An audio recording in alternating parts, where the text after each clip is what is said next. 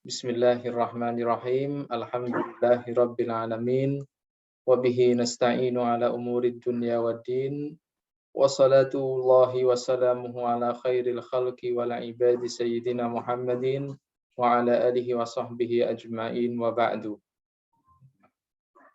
Wa ma takunu fi sya'ni wa ma tatlu minhu min qur'ani wa la ta'maluna min 'amalin illa kunna 'alaikum syuhudan in tufiduna fih. Wa ma ya'zubu 'an rabbika min mithqali dzarratin fil ardi wala fis sama'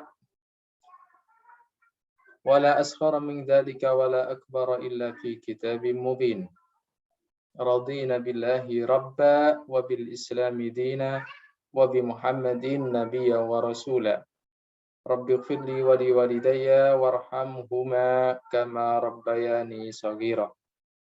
Baik, terima kasih rekan-rekan yang sudah berkenan hadir pada perkuliahan kita hari ini, Kamis 16 Juni 2022. Belum kita masuk pada materi, silakan rekan-rekan yang belum mengisi presensi di SIM, diisi terlebih dahulu, dan mohon yang tidak terkendala koneksi, bisa diaktifkan kameranya. Hari ini kita akan masuk mungkin pembahasan terakhir sebelum ujian akhir. Kalau sudah ada kepastian tanggal nanti mohon koordinasi dan informasinya Mbak Sinten ya, komtingnya lupa saya.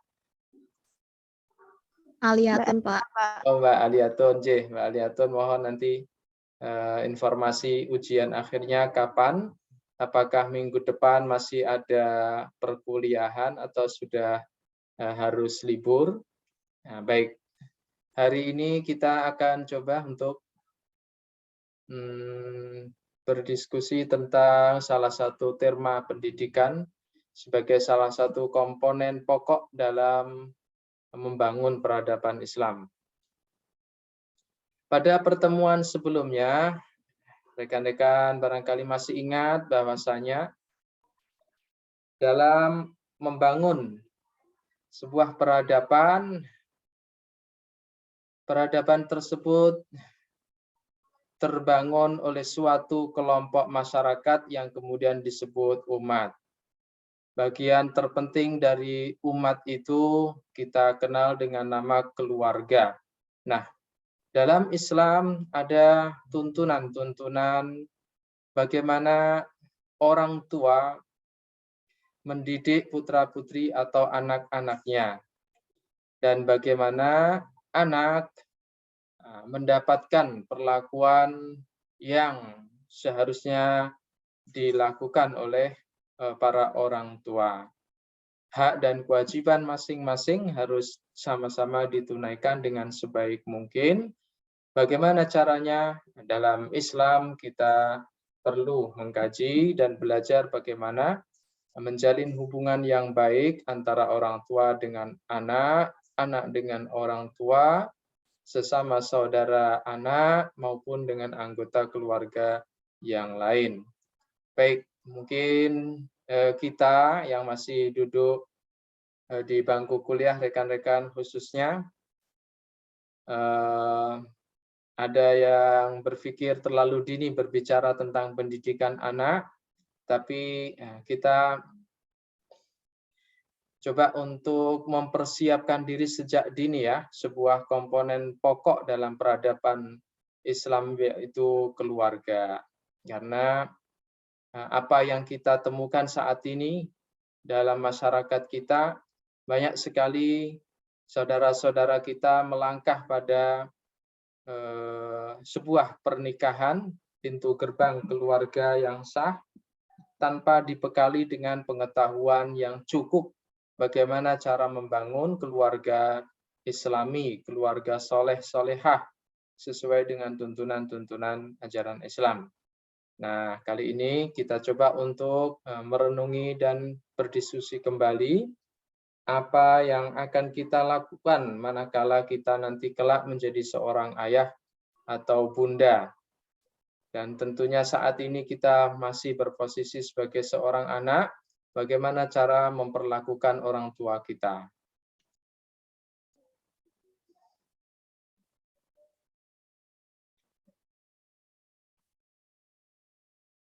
Baik.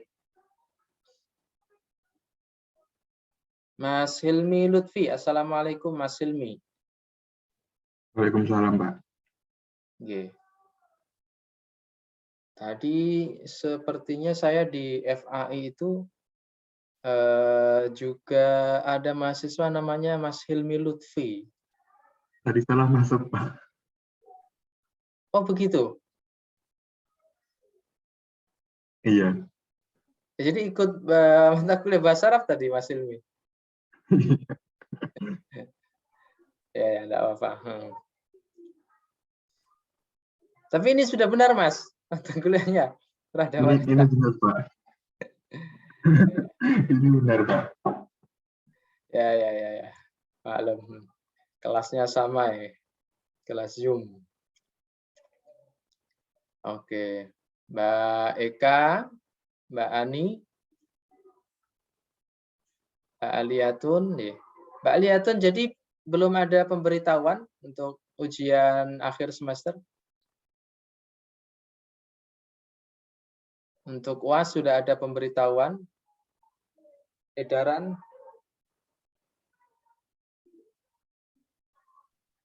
Izin menjawab nggak Pak, ini Alia kesusahan sinyal. Ya. Awalnya sendiri itu sudah ada di SIM dan dimulai tanggal 27 sampai 2 Juli untuk jadwalnya mengikuti jadwal kuliah, Wonten Pak.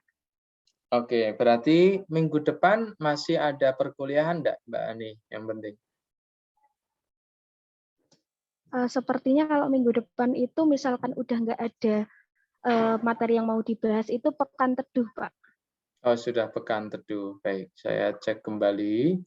Rekan-rekan, apakah target pembelajarannya sudah cukup untuk kelas kita ini?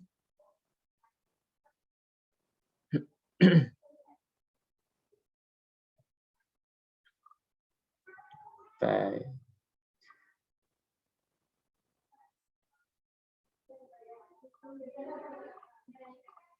Baik, nah, insya Allah sudah cukup ya rekan-rekan. 14 kali pertemuan minimal termasuk tugas. Nanti kalau ada sisa materi yang belum tersampaikan dan perlu saya berikan, nanti saya akan bagi dalam bentuk rekaman dari link YouTube. Mungkin demikian saja Mbak Ani ya. Nanti bisa disampaikan ke rekan-rekan. Oke, Pak. Baik, jadi tadi saya sudah memberikan pengantar kenapa dalam mata kuliah peradaban Islam ini ada pembahasan pendidikan anak, pendidikan soleh-solehah dalam lingkup keluarga Muslim. Berangkat dari sebuah impian membangun kembali peradaban Islam. Siapa yang membangun kalau bukan orang Islam, umat Islam? Dari mana umat Islam akan menegakkan peradaban Islam itu? Dari lingkungan terkecil, yaitu keluarga. Kemudian langkah-langkahnya bagaimana keluarga membangun keluarga yang bahagia, keluarga sakinah mawaddah warahmah. Salah satunya dari pendidikan anak yang baik. Nah, saya awali dari sebuah nasihat dari guru kita, Syekh Tariq Ghanam Al-Ghanam, Syekh Tariq Ghanam Al-Hasani dari Libanon, yang beberapa kali sudah berkunjung ke Unisula. Terakhir kemarin berkunjung ke Fakultas Agama Islam, memberikan perkuliahan tentang konsep pendidikan dalam Islam. Auladuna amanatun fi a'naqina. Intabih, fala yajuzu lana ihmaluhum, bal yajibu alaina ri'ayatuhum wa ta'limuhum mundu sigar. Anak-anak kita nanti, rekan-rekan, adalah amanah yang dititipkan ke pundak kita masing-masing. Perhatikan baik-baik, jangan sampai kita telantarkan. Harus diasuh dan dididik sejak kecil sebaik mungkin. Sekali lagi, anak-anak kita nanti, nah, termasuk kalau saat ini rekan-rekan masih dalam posisi anak, nah, kita juga harus tahu posisi kita merupakan amanah bagi orang tua. Oleh karena itu, jangan mengingkari atau berburuk sangka ketika orang tua memperhatikan kita, memperhatikan aktivitas kita, dan kemudian sering berkomunikasi dengan kita, apalagi saat kita di luar rumah, di kampus, ataupun di kos-kosan. Karena orang tua kita sadar benar bahwasanya kita semuanya adalah amanah Allah Subhanahu wa Ta'ala pada pundak mereka. Mereka akan dimintai pertanggungjawaban. Demikian juga kita kelak kalau sudah menikah, sudah menjadi ayah dan bunda, bapak atau ibu, maka tanamkan dalam diri kita sebaik mungkin anak-anak itu adalah titipan amanah Allah Subhanahu wa Ta'ala yang harus kita laksanakan dan kita tunaikan. Bagaimana cara kita menunaikan amanah tersebut? Kita asuh, kita didik sebaik mungkin supaya kelak masa depannya dijamin selamat bahagia oleh Allah Subhanahu wa Ta'ala. Silakan dibaca ringkasan slide berbahasa Indonesia ini. Boleh resen yang sudah siap? Ada Mbak Ani Farihah dulu, silakan. Ya, Pak. Yang pertama, anak adalah amanah, maka perhatikan baik-baik, jangan telantarkan. Ya, kalau Mbak Ani, Mas Hilmi, dan rekan-rekan yang lain sedikit memperhatikan berita-berita atau tulisan-tulisan tentang Islamic parenting di media-media, banyak kasus orang tua menelantarkan anak, bahkan bukan hanya karena faktor ekonomi.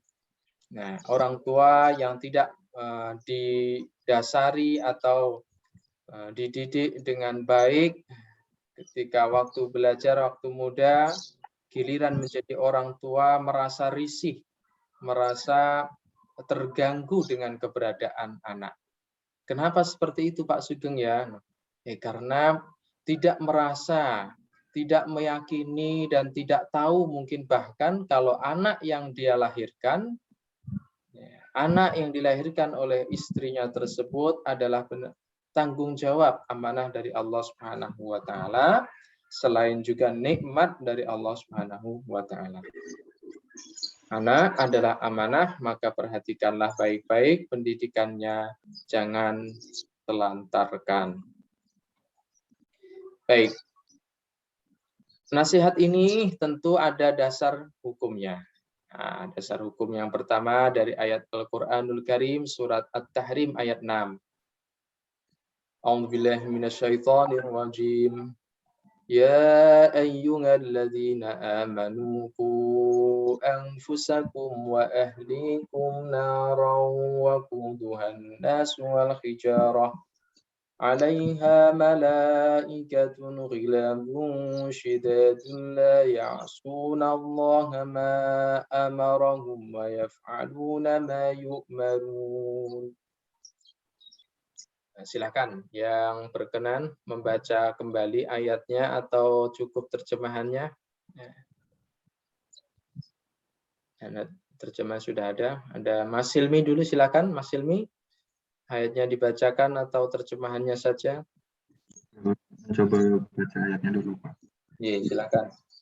A'udzubillahi minasyaitonirrajim. Bismillahirrahmanirrahim. Ya ayyuhalladzina amanu anfusakum wa ahlikum naro wa quduhan nasu wal hijarah 'alaiha alaiku ikatul hiladu sidadul la ya'sunallaha ma amaruhum wa yaf'aluna ma yu'marun. Ya, artinya ya orang-orang yang beriman, peliharalah dirimu dan keluargamu dari api neraka yang Bahan bakarnya adalah manusia dan batu. Penjaganya malaikat-malaikat yang kasar, keras, dan tidak mendurhakai Allah terhadap apa yang diperintahkannya kepada mereka dan selalu mengerjakan apa yang diperintahkan. Ya, perhatikan Mas Hilmi dan rekan-rekan. Wahai orang-orang yang beriman, peliharalah dirimu dan keluargamu dari api neraka yang bahan bakarnya adalah manusia dan batu. Nah, ngeri sekali ya. Ada api yang bahan bakarnya manusia, bukan kayu. Dan batu. Wah, batu itu kalau sudah panas, apalagi sampai terbakar, panasnya lebih tahan lama daripada kayu. Dan panasnya lebih tinggi derajatnya. Apalagi ini adalah batu neraka. Itu dalam rangka untuk menggambarkan bahan bakarnya saja sudah manusia. Dan yang akan disiksa di sana nanti juga manusia. Termasuk jin yang bermaksiat. Dijaga malaikat itu oleh dijaga neraka itu oleh para malaikat. Nah, para malaikatnya tentu bukan orang-orang yang ramah atau malaikat-malaikat yang ramah, murah senyum, sapa, santun, tidak, tapi para malaikat yang kasar, keras, tidak pernah mendurhakai, tidak pernah membangkang terhadap perintah Allah. Apapun yang diperintahkan Allah pasti dikerjakan untuk menyiksa orang-orang ahli neraka. Nah, kita orang yang beriman diingatkan oleh Allah Subhanahu wa taala jangan sampai kita para calon orang tua, ayah ataupun bunda, anak ya. Jangan sampai anak keturunan kita juga tersengat oleh api neraka yang begitu dahsyat panasnya. Bagaimana cara kita menjaga diri kita, anak-anak kita nanti dari sengatan siksa api neraka? Allah kan memerintahkan kita peliharalah diri Anda, pelihara keluarga Anda. Pertanyaannya, bagaimana cara kita memelihara diri kita dari api neraka? Salah seorang sahabat baginda Rasulullah Sallallahu Alaihi Wasallam namanya Ali bin Abi Thalib. Nah, Ali bin Abi Thalib, ada yang sudah pernah membaca mengenal beliau siapa? Apa hubungan kerabat dengan baginda Rasulullah? Ada yang tahu?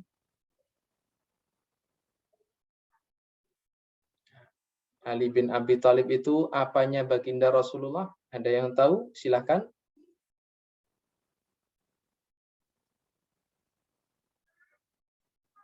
Sepupu, keponakan, atau paman, atau saudara kandung? Paman, Pak. Ali bin Abi Thalib. Paman atau sepupu? Atau keponakan? Sepupu. Kalau pamannya namanya Abu Thalib, itu pamannya. Putranya namanya salah satunya Ali bin Abi Thalib. Nah, jadi Ali bin Abi Thalib punya hubungan nasab dengan baginda Rasulullah, sepupuan. Ada satu lagi saudaranya Ali yang juga sepupu baginda Rasulullah, juga masuk Islam, sahabat baginda Rasulullah. Siapa yang masih ingat kira-kira? Saudara kandungnya Ali bin Abi Thalib. Inisial hurufnya Jim, J. Nah, siapa yang masih ingat langsung bisa menjawab? Yang rasanya cukup banyak ini. Mbak Aliatun, sudah ingat? Siapa saudara kandung Sayyiduna Ali bin Abi Thalib yang juga menjadi sahabat baginda Rasulullah paling dekat? Huruf awalnya Jim atau J. Jafar. Ja'far bin Abi Thalib. Ini saudara kandungnya Sayyidina Ali. Ali bin Abi Thalib menjelaskan bagaimana cara kita melindungi diri kita dan keluarga kita dari api neraka. Alimu anfusakum wa ahlikumul khair. Hai umuraddin. Alimu anfusakum wa ahlikumul khair. Hai umuraddin. Apa artinya? Silakan coba dibaca. Mbak Aliatun. Belajarlah dan ajarilah keluargamu sumber kebaikan, yaitu ajaran-ajaran agama. Nah, ini mutiara dari Sayyiduna Ali. Ya, tirukan Mbak Aliatun. Alimu anfusakum. Alimu anfusakum wa Wa ahlikum khaira. kumul khaira. Hai umuraddin. Hei umuraddin. Nah, maksudnya belajarlah dan ajarilah keluargamu sumber kebaikan, yaitu ajaran-ajaran agama. Baik, ayat tersebut yang pertama menjadi dasar hukum kita kenapa kita harus memperhatikan anak dan keluarga kita dalam hal pengasuhan dan pendidikan. Rasulullah Shallallahu Alaihi Wasallam juga menasihati kita, memberikan petunjuknya tentang mendidik keluarga dan anak-anak. Yaqulun Nabiyul Azam Sallallahu Alaihi Wasallam, baginda Rasulullah Sallallahu Alaihi Wasallam bersabda, Ala kullukum ra'in wa kullukum mas'ulun an ra'iyatihi.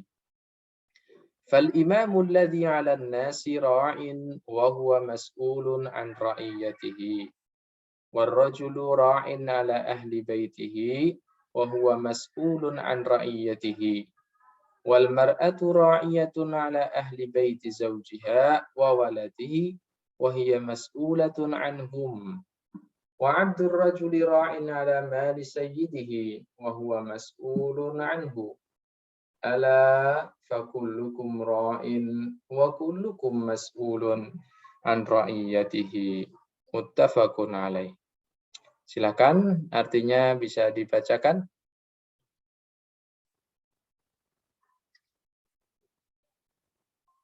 Mbak Lafifatul, silakan. Artinya, setiap kalian adalah pemimpin dan setiap kalian bertanggung jawab atas dipimpin. Pemerintah adalah pemimpin dan bertanggung jawab atas rakyatnya. Laki-laki adalah pemimpin keluarga dan bertanggung jawab atas keluarganya. Perempuan adalah pemimpin dalam mengurus rumah tangga suaminya dan bertanggung jawab atas urusan rumah tangganya. Pembantu adalah pemimpin harta tuannya dan bertanggung jawab atas hartanya itu. Ya, jadi salah satu tugas kita dari sekarang rekan-rekan adalah menanamkan jiwa kepemimpinan dalam diri kita. Alhamdulillah, hadis ini sudah pernah kita sampaikan pada pertemuan sebelumnya. Nah, ini sekedar mempertegas berarti ya, bahwasanya di antara tuntutan atau konsekuensi kita diberi amanah dengan jiwa kepemimpinan, pada suatu saat nanti kita akan menjadi pemimpin, paling tidak pemimpin dalam keluarga kita. Semuanya ya, tidak hanya laki-laki saja, perempuan juga menjadi pemimpin keluarga.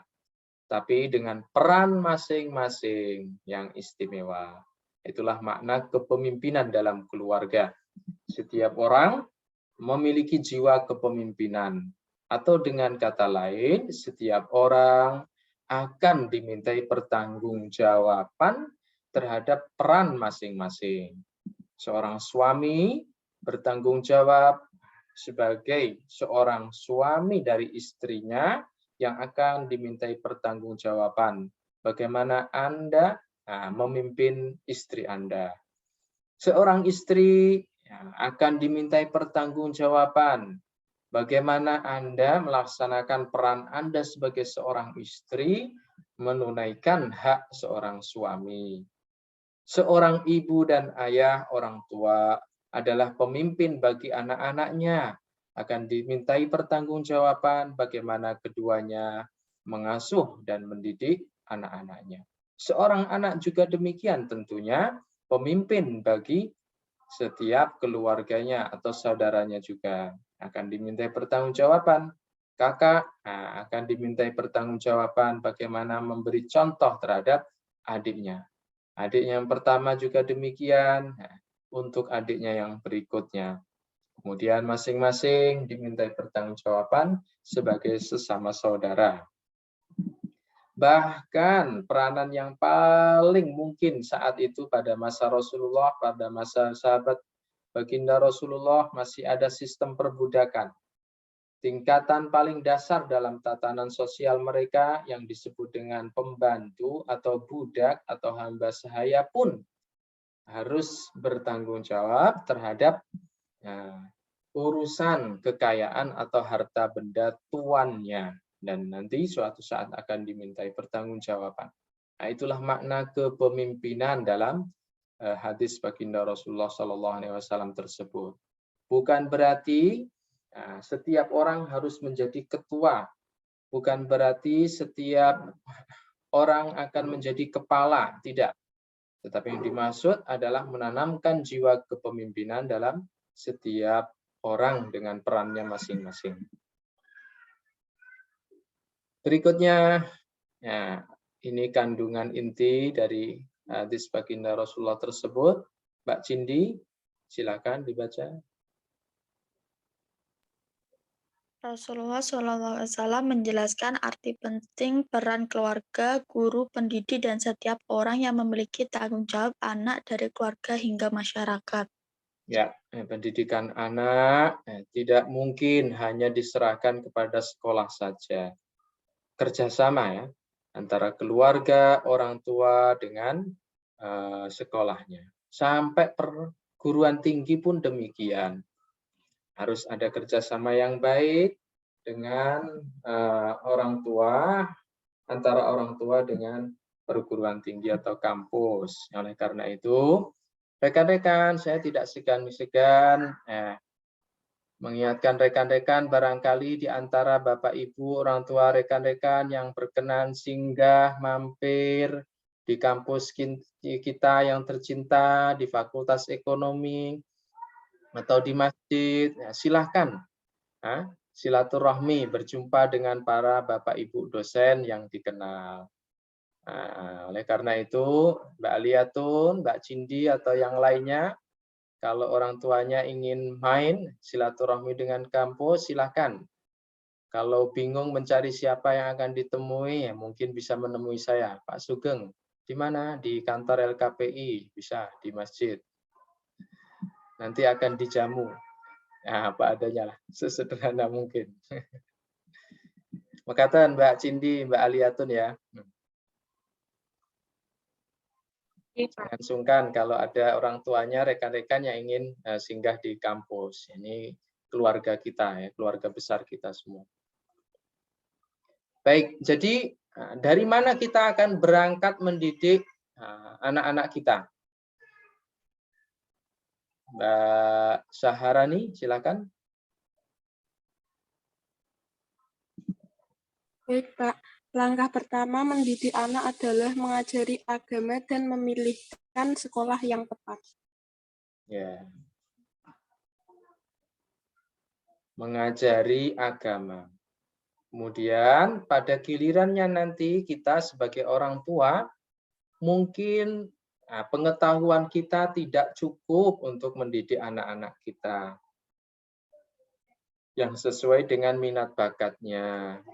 Nah, maka kemudian kita pilihkan sekolah yang tepat, yang amanah. Mungkin karena waktu kita tidak cukup untuk membersamai anak-anak. Kita pilihkan para guru terbaik kita. Sekolah mana yang sesuai dengan kemampuan kita. Tetapi yang penting, yang harus kita tanamkan dalam diri kita, pendidikan anak sebelum menjadi tanggung jawab guru, sebelum menjadi tanggung jawab sekolah, sebelum menjadi tanggung jawab atau amanah pesantren, anak-anak itu adalah amanah kita. Pendidikan mereka tanggung jawab orang tuanya. Itu yang pertama. Jadi jangan sampai kita berpikir kelak kalau sudah memiliki anak, menjadi orang tua, anak sudah waktunya belajar, jangan sampai kita berpikir, ya wis, ya sudah saya serahkan saja kepada Pak Guru atau kepada sekolah. Nah, salah ya. Di pendidikan anak yang pertama adalah tanggung jawab kita semua. Al-waladu kal ina'i al-farighi qabilun likulli ma tamla'uhu bihi. Nah, ini sebuah ilustrasi kedudukan anak, keadaan anak ketika masih kecil, terutama sebelum balik. Seperti gelas kosong. Seperti gelas kosong. Ya mungkin diisi dengan air jernih, mungkin diisi dengan air teh, mungkin juga diisi oleh racun, oleh orang yang jahat. Begitu juga dengan anak-anak kita. Sejak kecil kita perhatikan baik-baik pola pendidikannya seperti air jernih. Nah, seperti air jernih itu pendidikan apa? Nah, bagi kita, keyakinan kita, pendidikan Islami tentunya. Ajaran-ajaran Islam sejak kecil. Seperti air jernih. Maka gelas itu pun akan terisi dengan air jernih. Hati yang kosong, jiwa yang kosong, yang murni itu pun akan terisi dengan pendidikan yang terbaik sesuai dengan tuntunan Islam. Baik, Pak Sugeng, bagaimana kalau sudah terlanjur, sudah terlalu besar, terlambat belajar agama, sudah balik, belum bisa wudhu, belum bisa sholat, nah, tidak apa-apa. Nah, ini perhatikan rekan-rekan, ada sebuah video menarik ini ya.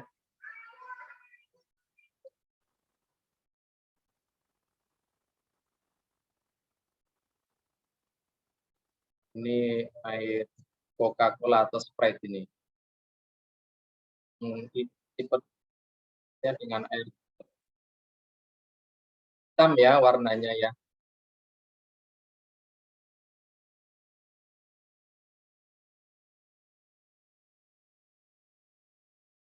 Nah, ini ilustrasi ibarat, nah, misalkan saya ini yang sudah tua atau sudah dewasa, terlambat belajarnya, hatinya atau jiwanya sudah terisi dengan berbagai macam ajaran ya atau pengetahuan macam-macam.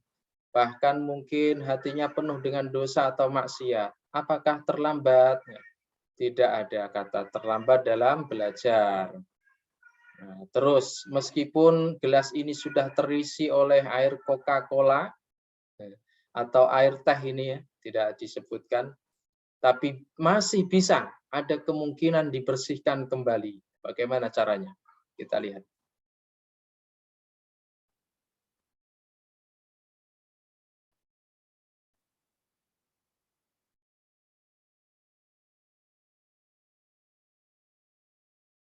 Nah, ternyata diisi dengan istighfar, kalimat-kalimat zikir yang lain, doa-doa, dan tentu dengan pendidikan atau ajaran-ajaran Islam yang baik.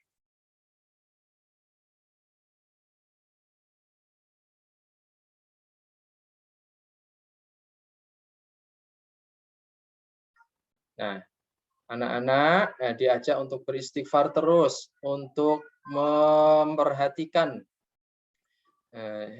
secara langsung bagaimana air putih, air jernih ini nanti akan membersihkan air teh atau air Coca-Cola dalam gelas itu.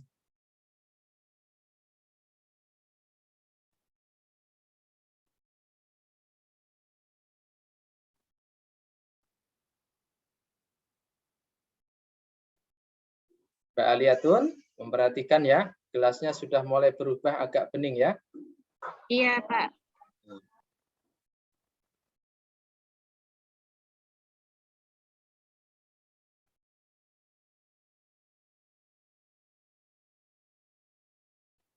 Ayo istighfar lagi katanya. Perbanyak terus.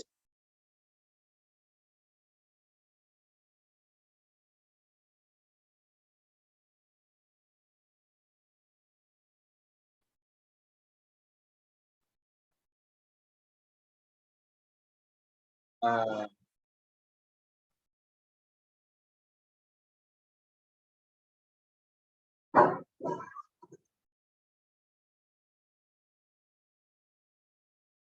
nah, ini sebuah gaya menarik sekali ya rekan-rekan. Bagaimana seorang guru TK ingin mengajak anak-anaknya untuk beristighfar.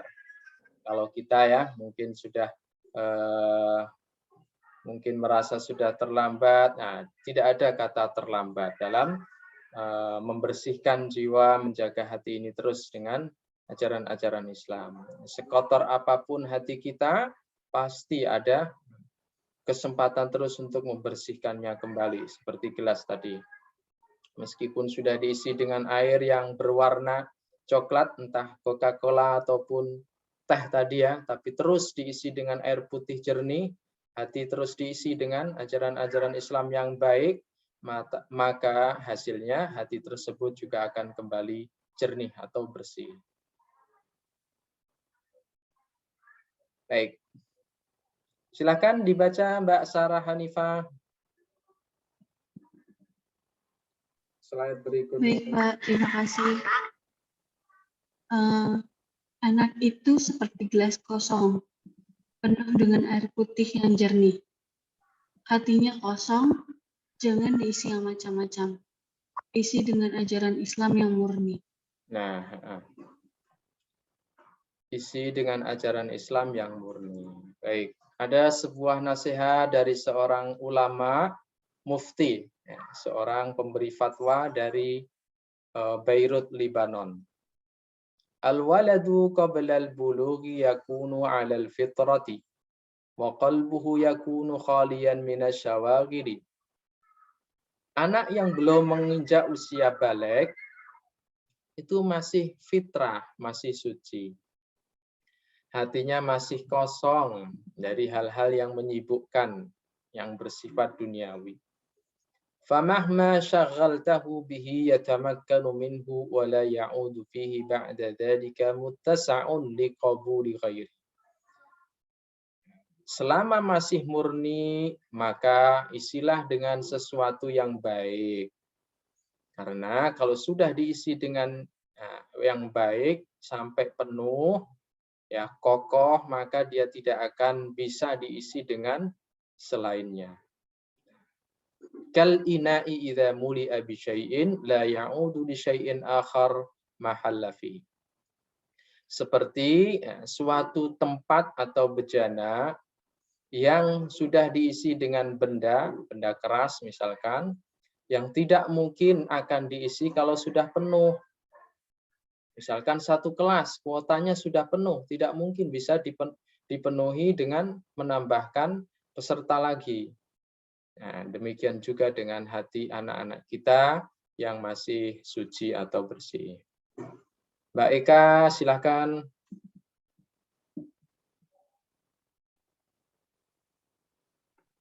Baik Pak, terima kasih. Isilah hati dan pikiran anak yang masih kosong itu dengan pendidikan Islami yang terbaik. Jangan sampai diisi dengan yang tidak baik terlebih dahulu.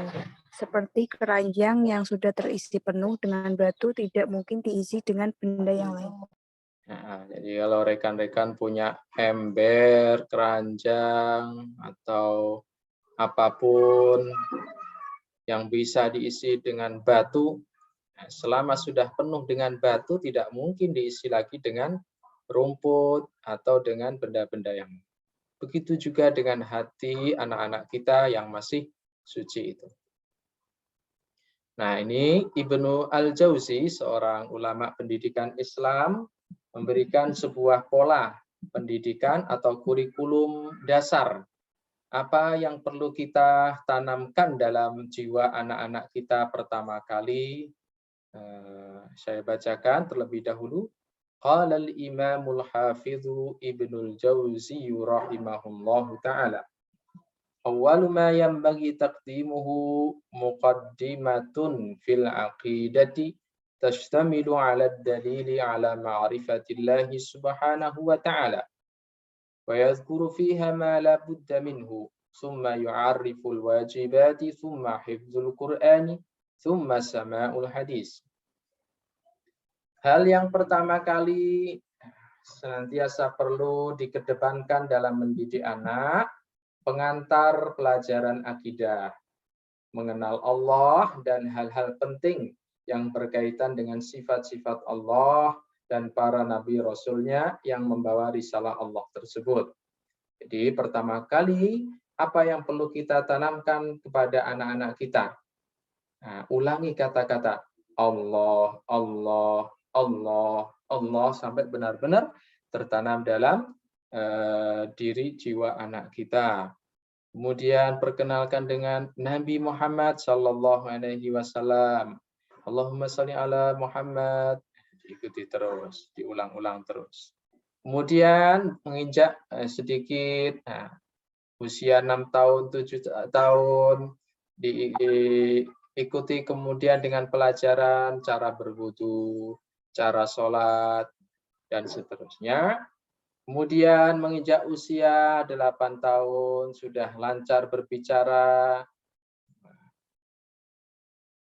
Kemudian ditalkin, ya, diajari menghafal Al-Quran, ayat-ayat atau surat-surat pendek dari Al-Fatihah. Bismillahirrahmanirrahim. Alhamdulillahi Rabbil Alamin. Ditirukan satu persatu, ayat demi ayat. Kalau perlu dipotong-potong juga tidak apa-apa. Bismillahirrahmanirrahim. Dan seterusnya.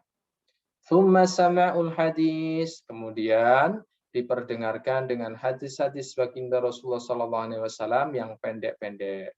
Innamal a'malu binniyati talabul ilmi fariidatun ala kulli muslimin, dan seterusnya. Nah, demikian mungkin bisa memberi gambaran kurikulum dasar pendidikan anak. Silakan Mbak Andini, dari tangga-tangga ini coba dijelaskan materi-materi pendidikan dasar anak seperti apa yang perlu kita perhatikan. Baik, Pak. Selanjutnya yaitu akidah, kemudian ibadah wajib, kemudian naik ke menghafal Al-Quran, kemudian menghafal hadis. Harus dijelasin, Pak? Ya, coba bagaimana Anda menjelaskan secara singkat. Belum paham, Pak.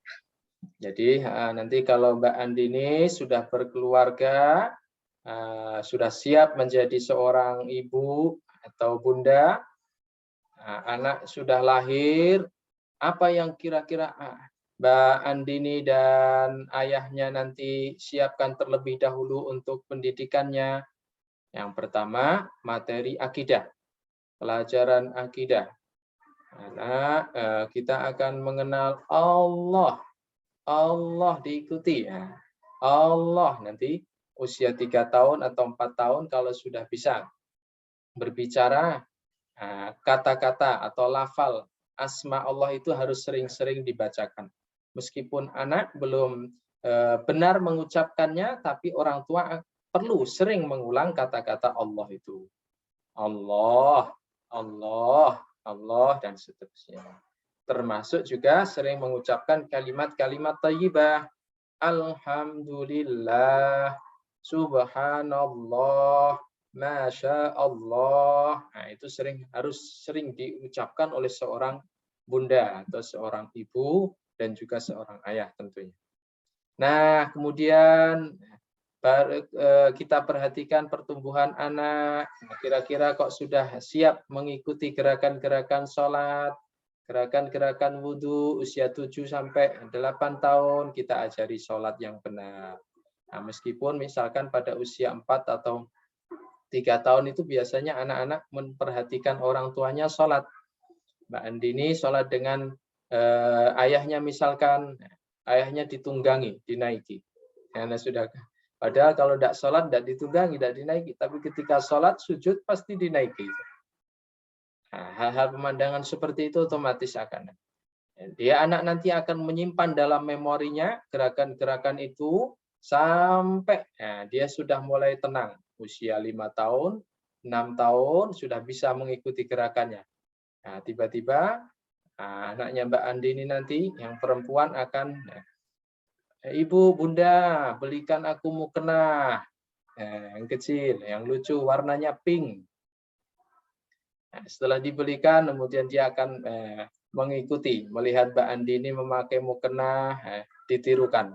Memakai jilbab, ditirukan. Atau mungkin hati-hati Mbak Andi ini pakai lipstik, juga akan ditirukan oleh anak perempuannya. Ketika Mbak Andi ini Allahu Akbar, anaknya nanti akan mengikuti di sampingnya. Dan begitulah seterusnya.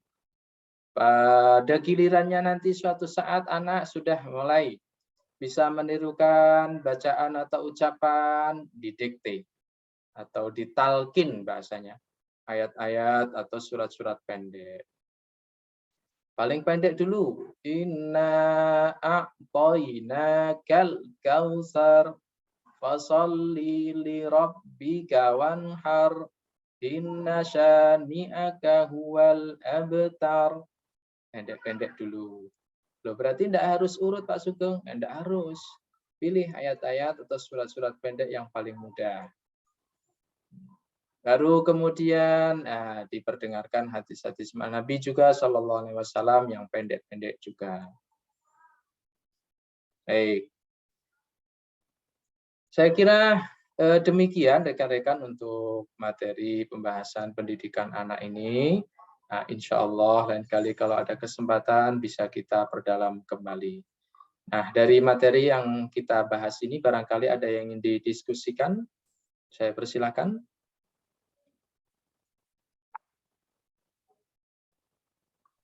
Belum ada, Pak. Sebentar.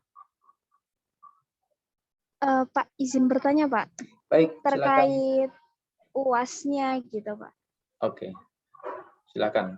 Terkait UAS sama ini kan dibagikan setiap pertemuan itu PPT-nya belum dibagikan, izin meminta PPT. Oh ya, baik. Nanti tolong diingatkan ya. Mbak Sinten tadi ini. Mbak Sinten tadi yang bicara. Halo? Nanti tolong diingatkan ya Mbak Aliatun atau rekan-rekan. Saya share insya Allah PPT-nya. Terkait UAS secara online kan Pak? Ya. Atau bagaimana Pak? Ujian kita masih online kalau diizinkan. Kecuali kalau ada pemberitahuan dan ketentuan ujiannya harus offline, nanti pasti ada koordinasi ya. Tapi pada dasarnya saya sudah mempersiapkan insya Allah untuk ujian online. Pak, terima kasih. Baik, demikian rekan-rekan, dan untuk mengakhiri perjumpaan kita, apabila ada khilaf, kekurangan, dan kesalahan, mohon dimaafkan rekan-rekan. Dan semoga Allah Subhanahu wa Ta'ala senantiasa memberikan ridho taufiknya untuk kita semuanya. Doa dan juga harapan kita semoga orang tua kita yang mungkin di rumah atau di tempat kerja senantiasa mendapatkan perlindungan dari Allah Subhanahu wa Ta'ala. Mari kita tutup dengan doa bersama-sama. Alhamdulillahirabbil alamin. Subhanakallahumma wa bihamdika asyhadu an la ilaha illa anta astaghfiruka wa atubu ilaik. Wassalamualaikum warahmatullahi wabarakatuh. Waalaikumsalam warahmatullahi wabarakatuh. Terima kasih Pak. Terima kasih Pak. Mbak Ani tadi ya yang mengingatkan ya PPT-nya. Terima kasih Mbak Ani.